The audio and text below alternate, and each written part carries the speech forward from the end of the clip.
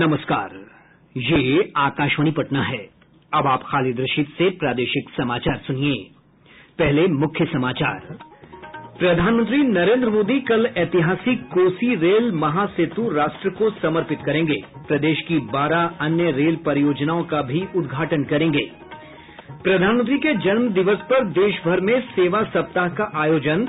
राज्यपाल फागू चौहान और मुख्यमंत्री नीतीश कुमार ने दी शुभकामनाएं। राज्य में कोविड-19 संक्रमण से स्वस्थ होने वालों की संख्या में तेजी से हो रही है बढ़ोतरी। अब तक लगभग 1.5 लाख लोग ठीक हुए। और उत्तर तथा पूर्वी बिहार के कई जिलों में तेज बारिश। सबसे अधिक 100 मिलीमीटर वर्षा पश्चिमी चंपारण के रामनगर में दर्ज की गयी। अब समाचार विस्तार से। प्रधानमंत्री नरेंद्र मोदी कल वीडियो कॉन्फ्रेंस के जरिए ऐतिहासिक कोसी रेल महासेतु राष्ट्र को समर्पित करेंगे। इससे मिथिलांचल और कोसी क्षेत्र के लोगों का 86 वर्ष पुराना सपना साकार होगा। यह आयोजन बिहार के इतिहास की एक महत्वपूर्ण घटना है। इस महासेतु के चालू हो जाने से राज्य का समूचे पूर्वोत्तर क्षेत्र से रेल संपर्क हो जाएगा। करीब 2 किलोमीटर लंबे कोसी रेल महासेतु के निर्माण पर 516 करोड़ रुपए की लागत आई है। इसके चालू होने के बाद मिथिलांचल और कोसी क्षेत्र के बीच कम दूरी का सीधा रेल संपर्क उपलब्ध होगा। अब लोगों को लंबी दूरी नहीं तय करनी होगी। महासेतु के कारण निर्मली और सरायगढ़ स्टेशनों के बीच की दूरी 298 किलोमीटर से घटकर 22 किलोमीटर हो जाएगी। वहीं भारत नेपाल अंतर्राष्ट्रीय सीमा के पास रणनीतिक संपर्क भी मजबूत होगा। ये रेल पुल वर्ष 1934 के भूकंप और बाढ़ में ध्वस्त हो गया था। वर्ष 2003 में तत्कालीन प्रधानमंत्री अटल बिहारी वाजपेयी ने इस महासेतु का शिलान्यास किया था। पुल का निर्माण कोविड महामारी के दौरान पूरा किया गया और इस काम में प्रवासी मजदूरों ने भी भागीदारी की। इसके अलावा प्रधानमंत्री कल अन्य 12 रेल परियोजनाओं का भी उद्घाटन करेंगे। इन परियोजनाओं में किऊल नदी पर बना नया रेल पुल भी शामिल है। इसके अलावा प्रधानमंत्री मुजफ्फरपुर सीतामढ़ी, कटिहार न्यू जलपाईगुड़ी, समस्तीपुर दरभंगा जयनगर, समस्तीपुर खगड़िया और भागलपुर शिवनारायणपुर रेलखंडों के विद्युतीकरण परियोजनाओं का भी शुभारंभ करेंगे। श्री मोदी हाजीपुर वैशाली, इस्लामपुर नटेसर, सहरसा आसनपुर, कुपहा, हरनौती बख्तियारपुर लिंक बाईपास और बाढ़ से बख्तियारपुर के बीच तीसरी रेल लाइन परियोजना राष्ट्र को समर्पित करेंगे। इसके अलावा सहरसा सरायगढ़ राघोपुर मार्ग के गेज परिवर्तन कार्य का भी लोकार्पण होगा। श्री मोदी बरौनी में नए विद्युत लोको शेड और नवनिर्मित किऊल इलेक्ट्रॉनिक इंटरलॉकिंग परियोजना का भी उद्घाटन करेंगे। प्रधानमंत्री हाजीपुर वैशाली और इस्लामपुर नटेसर रेल लाइन पर यात्री रेलगाड़ियों और सहरसा आसनपुर कुपहा डेमू ट्रेन को हरी झंडी दिखाकर रवाना करेंगे। इसके साथ ही कटिहार न्यू जलपाईगुड़ी रेलखंड और सीतामढ़ी से विद्युत रेलगाड़ी के परिचालन की भी शुरूआत होगी। प्रधानमंत्री नरेंद्र मोदी के 70वें जन्म दिवस पर आज पूरे देश में कल्याणकारी कार्यक्रमों का आयोजन किया जा रहा है। भारतीय जनता पार्टी इस उपलक्ष्य में 14 से 20 सितंबर तक सेवा सप्ताह का आयोजन कर रही है। इस दौरान देश भर में सफाई, सैनिटरी पैड और व्हील चेयर का वितरण समेत कई कल्याणकारी कार्यक्रमों का आयोजन किया जा रहा है। प्रधानमंत्री के जन्मदिन के अवसर पर प्रदेश भाजपा युवा मोर्चा ने पटना में रक्तदान शिविर का आयोजन किया, जहां बड़ी संख्या में कार्यकर्ताओं ने रक्तदान किया। राज्यपाल फागू चौहान, मुख्यमंत्री नीतीश कुमार, उप मुख्यमंत्री सुशील कुमार मोदी समेत विभिन्न दलों के गणमान्य लोगों ने प्रधानमंत्री को उनके जन्मदिन पर बधाई दी है। प्रदेश भाजपा अध्यक्ष डॉक्टर संजय जायसवाल ने सेवा सप्ताह के अवसर पर आज एम्स में प्लाज्मा दान किया। इससे कोरोना संक्रमित गंभीर रोगियों का इलाज किया जाएगा। गौरतलब है कि डॉक्टर जायसवाल पिछले दिनों कोविड-19 से संक्रमित हुए थे। सेवा सप्ताह पर हमारी श्रृंखला में आज हम कृषि क्षेत्र पर विशेष खबर प्रस्तुत कर रहे हैं। पिछले 6 वर्षों में मोदी सरकार ने किसानों के कल्याण पर विशेष जोर दिया है। अन्नदाता सुखी भव के मंत्र के साथ सरकार ने अंतिम छोर तक तकनीक पहुंचाने और किसानों को वैश्विक मूल्य श्रृंखला में अधिक प्रतिस्पर्धी बनाने पर ध्यान केंद्रित किया है। पिछले महीने प्रधानमंत्री नरेंद्र मोदी ने 1 लाख करोड़ रुपए के कृषि अवसंरचना कोष की शुरुआत की थी। देश में कृषि से जुड़ी सुविधाएं तैयार करने के लिए 1 लाख करोड़ रुपए का विशेष फंड लॉन्च किया गया है। आज के पवित्र दिन पर लॉन्च किया गया है। इससे गांवों में बेहतर भंडारण, आधुनिक कोल्ड स्टोरेज की चेन तैयार करने में मदद मिलेगी और गांव में रोजगार के अनेक अवसर तैयार होंगे। हमारे संवाददाता ने बताया है कि सरकार ने कृषि क्षेत्र के विकास और वर्ष 2022 तक किसानों की आय दोगुनी करने के लक्ष्य को ध्यान में रखकर कई महत्वपूर्ण योजनाओं की शुरूआत की है। देश में किसानों के सशक्तिकरण और कृषि के विकास के लिए केंद्र सरकार ने कई कदम उठाए हैं। किसानों को लाभ पहुंचाने के लिए सरकार ने प्रधानमंत्री किसान सम्मान निधि योजना, पीएम किसान, ई-नाम, प्रधानमंत्री फसल बीमा योजना, प्रधानमंत्री कृषि सिंचाई योजना जैसी कई पहल की गई है। इसके अलावा 18 राज्यों और 3 केंद्र शासित प्रदेशों की 1000 से अधिक मंडियों को राष्ट्रीय कृषि बाजार ई-नाम प्लेटफॉर्म से जोड़ा गया है, ताकि कृषि उपज की ऑनलाइन खरीद फरोख्त की जा सके। वहीं 60 वर्ष की आयु वाले लघु एवं सीमांत किसानों को 3000 रूपये की पेंशन सुनिश्चित करने के लिए पिछले वर्ष प्रधानमंत्री किसान मानधन योजना की शुरुआत की गई थी। दीपेंद्र कुमार, आकाशवाणी समाचार, दिल्ली। प्रदेश भाजपा अध्यक्ष संजय जायसवाल ने कहा है कि एनडीए के घटक दलों के बीच किसी तरह का कोई मतभेद नहीं है। उन्होंने कहा कि एनडीए में कोई छोटा या बड़ा भाई नहीं है। श्री जायसवाल ने कहा कि सभी मिलजुल कर विधानसभा चुनाव लड़ेंगे और जीतेंगे। गौरतलब है कि कल लोजपा अध्यक्ष चिराग पासवान ने भाजपा से विधानसभा चुनाव में बड़े भाई की भूमिका निभाने के लिए कहा था।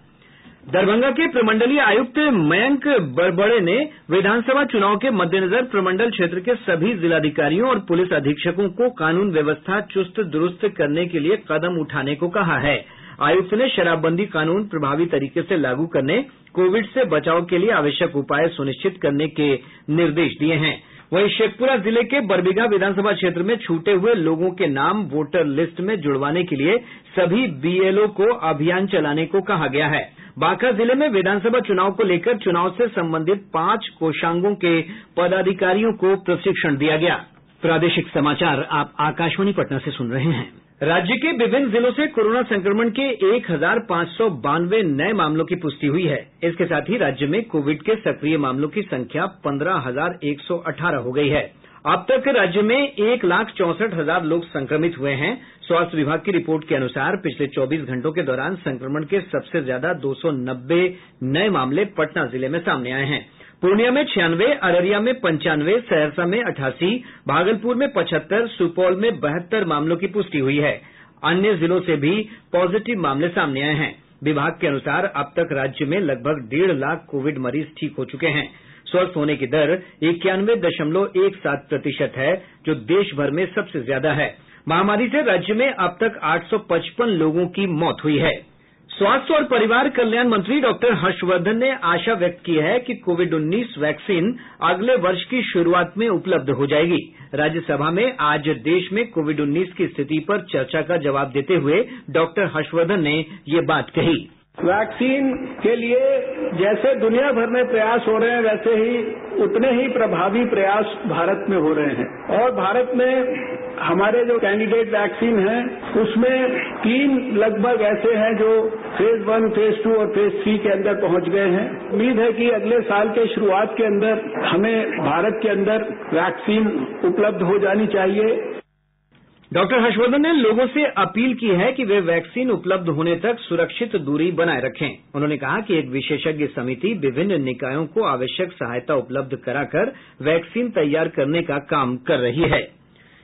राज्य सरकार ने भारतीय पुलिस सेवा के 4 अधिकारियों का स्थानांतरण कर दिया है। गृह विभाग की अधिसूचना के अनुसार पश्चिमी चंपारण की पुलिस अधीक्षक निताशा गुड़िया को पटना में आर्थिक अपराध इकाई का पुलिस अधीक्षक बनाया गया है। वहीं बक्सर के पुलिस अधीक्षक उपेंद्र नाथ वर्मा को पश्चिमी चंपारण का नया एसपी बनाया गया है।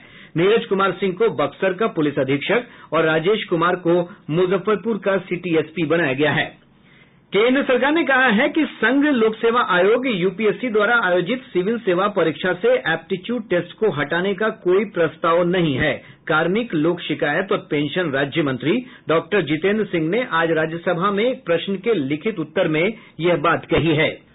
उत्तरी और पूर्वी बिहार में आज कई स्थानों पर तेज आंधी के साथ बारिश से लोगों को उमस भरी गर्मी से राहत मिली है। हमारे संवाददाताओं ने बताया कि पश्चिमी चंपारण, पूर्वी चंपारण, सीतामढ़ी, मुजफ्फरपुर, समस्तीपुर, मधुबनी और दरभंगा में कई स्थानों पर तेज बारिश रिकॉर्ड की गयी।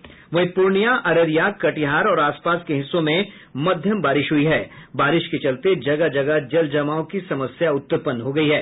मौसम विभाग के अनुसार उत्तर बिहार के कई जिलों में अगले 48 घंटों के दौरान भारी बारिश की आशंका है। इस दौरान वज्रपात को लेकर अलर्ट जारी किया गया है। राज्य में सबसे अधिक 100 मिलीमीटर बारिश पश्चिमी चंपारण जिले के रामनगर में रिकॉर्ड की गयी। इधर जमुई से हमारे संवाददाता ने बताया कि सोनो और चंद्रमंडी थाना क्षेत्र में वज्रपात की चपेट में आकर एक महिला समेत 2 लोगों की मृत्यु हो गयी। मौसम विज्ञान केंद्र पटना के वैज्ञानिक रोशन कुमार ने बताया कि अब तक मानसून का प्रदर्शन अच्छा रहा है।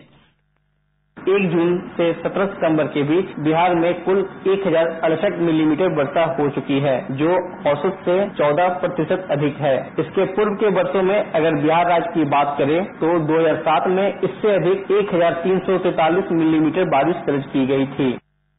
प्रदेश में विश्वकर्मा पूजा श्रद्धा पूर्वक मनाई जा रही है। भगवान विश्वकर्मा को देवताओं का शिल्पी और निर्माण तथा सृजन का देवता माना जाता है। इस अवसर पर प्रदेश भर के इंजीनियरिंग प्रतिष्ठानों में पूजा का आयोजन किया जा रहा है।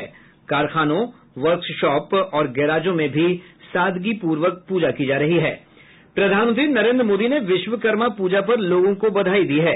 राज्यपाल फागू चौहान, मुख्यमंत्री नीतीश कुमार, उप मुख्यमंत्री सुशील कुमार मोदी और श्रम संसाधन मंत्री विजय कुमार सिन्हा ने भी लोगों को शुभकामनाएं दी हैं। पितृपक्ष का आज समापन हो गया। हिन्दू धर्म की मान्यता के अनुसार कल से शुभ कार्य शुरू हो जाएंगे। पितृपक्ष के अवसर पर गया में फल्गु नदी में बड़ी संख्या में लोगों ने पितरों को तर्पण किया। कोविड महामारी के चलते विष्णुपद मंदिर बंद होने के कारण श्रद्धालु भगवान के दर्शन नहीं कर सके। कटिहार जिला अदालत परिसर में आज बाल मित्र न्यायालय का शुभारंभ किया गया। पटना उच्च न्यायालय के मुख्य न्यायाधीश संजय करोल ने वीडियो कॉन्फ्रेंस के जरिए इसका उद्घाटन किया। और अब अंत में मुख्य समाचार एक बार फिर। प्रधानमंत्री नरेंद्र मोदी कल ऐतिहासिक कोसी रेल महासेतु राष्ट्र को समर्पित करेंगे। प्रदेश की 12 अन्य रेल परियोजनाओं का भी उद्घाटन करेंगे। प्रधानमंत्री के जन्म दिवस पर देश भर में सेवा सप्ताह का आयोजन। राज्यपाल फागू चौहान और मुख्यमंत्री नीतीश कुमार ने दी शुभकामनाएं। राज्य में कोविड-19 संक्रमण से स्वस्थ होने वालों की संख्या में तेजी से हो रही है बढ़ोतरी। अब तक लगभग 1.5 लाख लोग ठीक हुए। और उत्तर तथा पूर्वी बिहार के कई जिलों में तेज बारिश। सबसे अधिक 100 मिलीमीटर वर्षा पश्चिमी चंपारण के रामनगर में दर्ज की गयी। इसके साथ ही आकाशवाणी पटना से प्रसारित प्रादेशिक समाचार का ये अंक समाप्त हुआ। घर में रहिए, सुरक्षित रहिए और सुनते रहिए आकाशवाणी।